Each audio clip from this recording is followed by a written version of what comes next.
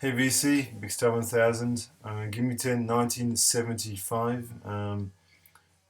Probably the easiest one in the series so far. A very straightforward choice. Nine well known records, maybe one little surprise at the end, as usual.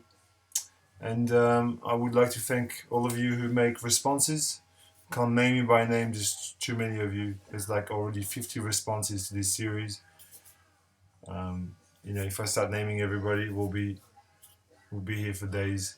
But thank you. I watch your videos. I put a comment on them, you know, etc. Thank you. So to kickstart this 1975 installment, a record that everybody has or should have or has heard, perhaps, is the mighty Blood on the Tracks Dillon, which I don't think I'm going to say anything really cutting edge about this. It's one of Dillon's best records, and largely inspired by divorce. And really, when I first got this record, I got this on CD when I was about 18 or 19. I just didn't get it. Because I was used to hearing 60s Dillon with his voice from the 60s, sort of subterranean homestick blues and Positively Fourth Street and those kind of songs, Highway 61 Revisited, which sounded very rocky and I thought he'd gone soft. I just didn't like his voice, and then progressively I got into it, and I grew to love it, especially things like Tangled Up in Blue and Idiot Wind, Meet Me in the Morning, just Shelter from the Storm. Some of his best songs, really. Blood on the Tracks. Following up another famous record, really well known. Everybody should have this. Probably the most famous jazz concert ever. The Cologne concert, Keith Jarrett on ECM. And a famous story here too. Keith Jarrett in January 75 arrives in Cologne at the Opera House. He was sleep deprived because he'd been driving for a long time. And he arrives, and the piano they got for him is really sort of subpar, really crappy piano. So he doesn't use either the low end or the high end of the piano. He just uses the middle keys and creates an improvisation on one or two chords. I think it's A minor 7 and maybe a G minor, maybe. I'm not sure. I'm not a musicologist, but the A minor 7 impro is really quite distinctive. And so produces a spellbinding, mesmerizing, cutting-edge piece of music, which I didn't get to start with. I have to admit, I first got this record, and I thought, "Is this meant to be famous?" And it took me a few listenings to actually happen to me. It sort of, arrived on me, imposed itself on me. The next record I'm playing at the moment is classic Tonight's Night by Neil Young. Have to include this record. This will be the last Neil Young record I'm going to include in the series. I've already got On the Beach and Harvest. This would be a close second favorite, probably equal favorite with Harvest, second. Very melancholy record, very downtrodden. His friends died from heroin addiction. Danny Whitten from Crazy Horse and Bruce Berry. I think Bruce Berry is his name, the roadie.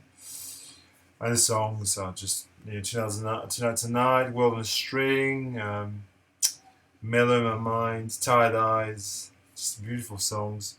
Really sort of melancholy is the mood. Borderline depressed. Part of the Ditch trilogy with On the Beach and Time Fades Away. If you don't have Tonight's the Night, you need it.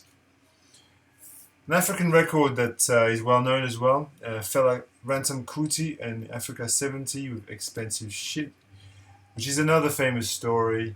I'm not going to tell you the story, you can read about it. It's got something to do with drugs and going to the toilets. um, Probably one of Fella's best known, best loved records. I don't know if it's one of his best records.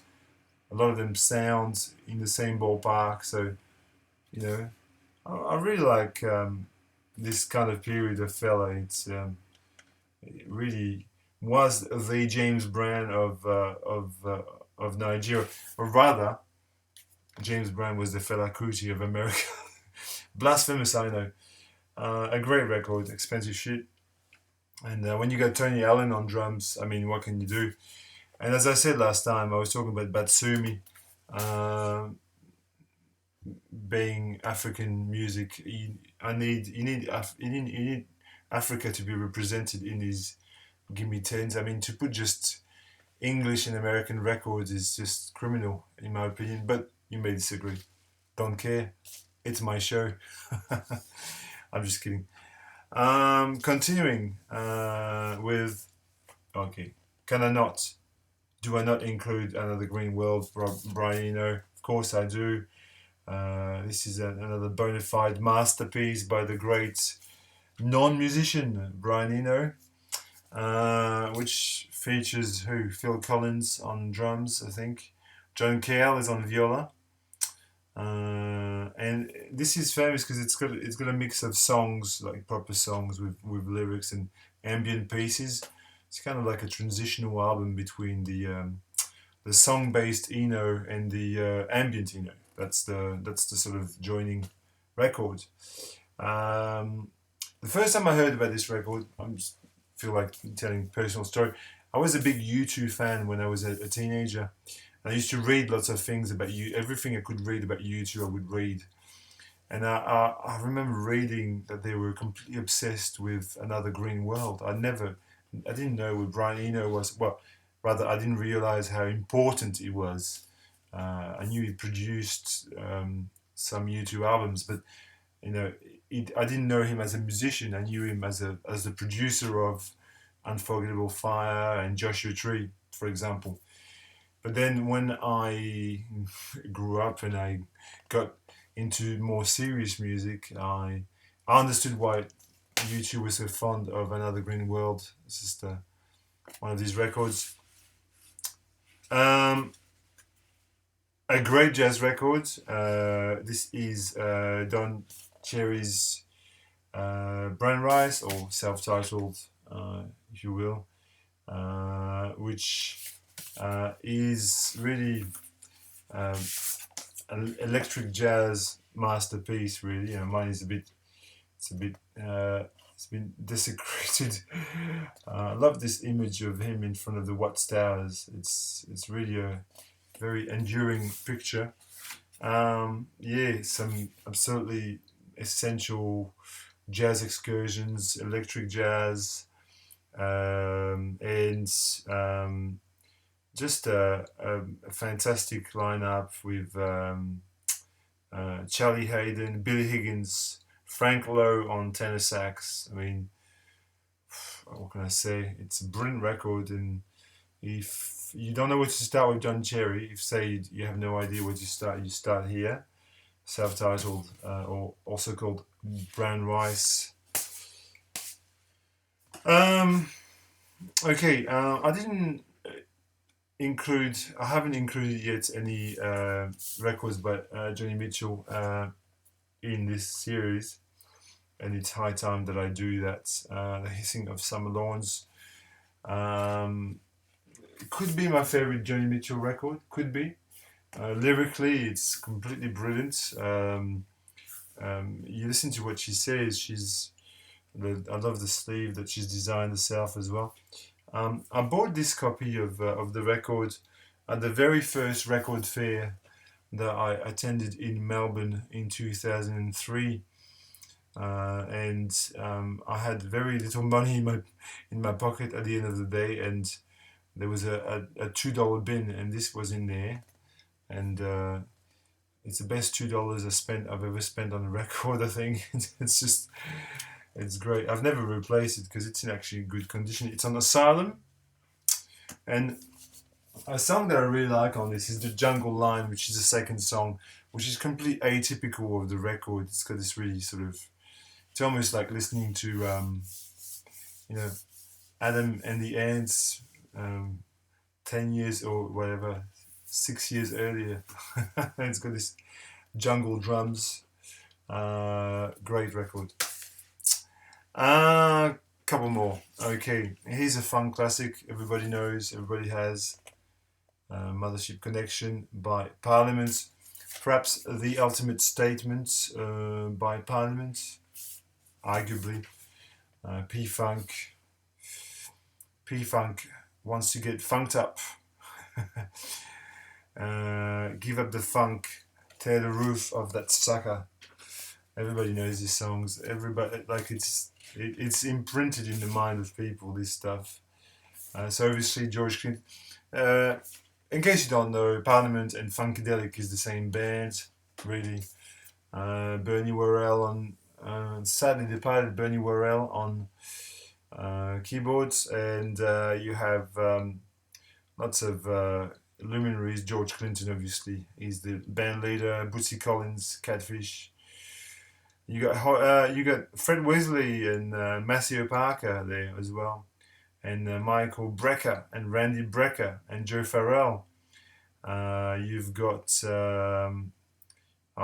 bloody hell! This is like, the lineup is just astounding. It's got the half of the JBs on this. It's amazing. We talk krautrock rock to brighten up the day. In my opinion, the best Noi record, hands down, better than the first Noi. Certainly very much better than the second Noi. And this Noi 75 is a repress, because these are not cheap. It's a fantastic record nonetheless. There's obviously, it's a record of two sides. Am I saying something obvious here? Yes. One side it's kind of an ambient side, and the other side is where they turn up the punk. It's like a proto-punk kind of. And one of my all-time favorite songs is Hero, which is a 7-minute mindfuck of a song. It's a mindfuck. Hero. There you go. 6 minutes, yes. That is just a song and a half. I think it's the best thing they've ever done, I think. It's just that good. Hero by Noi. Two guys, obviously. Klaus Dinger, sadly departed, drummer, and Michael Rota, guitarist extraordinaire. And I'm going to finish this, like 13 minutes. It's pretty bearable, with a little surprise, something off the beaten path, perhaps, maybe something you didn't expect. It's a record that I've championed on the VC lots of times, and I will keep championing. It's an Australian masterpiece, the Brian Brand Quintet, Carlton Streets. Why do I put this in there? Is it really worth making a top 10 like this? I think so. It's a glorious work of electric jazz from Melbourne, Australia, where we are here. It is, in my opinion, arguably one of the finest Australian records of the 70s, if not the finest Australian records from the 70s. And I live in Australia, and I want to include something from here as well. It's on 44 records. And I had 2 copies of this, and I gave one to Chris for 127 Basket, which I think he enjoyed a lot. Electric jazz, think Miles Davis, a bit of spoken word poetry. Think, bitches brew type of vibe. And the first time I came across this record, I found it for free in a box of 3 records. Fancy that. Brian Brand, sadly departed as well, plays tenor sax, soprano sax, flute, voice, and whistles. And Ted Vining is on drums. So it's a great record. But I'm warning you people from the VC, you're not going to find a copy because it's rare, very rare. You might find a copy on eBay or something. But I have a rip on. I've ripped this from my record player. So if you really, really, really, really want to hear it, I've got a digital copy of it. But that's all for now. 15 minutes. I hope you enjoyed this installment. And you can feel free to disagree with me and spit at your screen if you want. I would like to see that. And I shall be back for revolutions, what have you. See you, VC.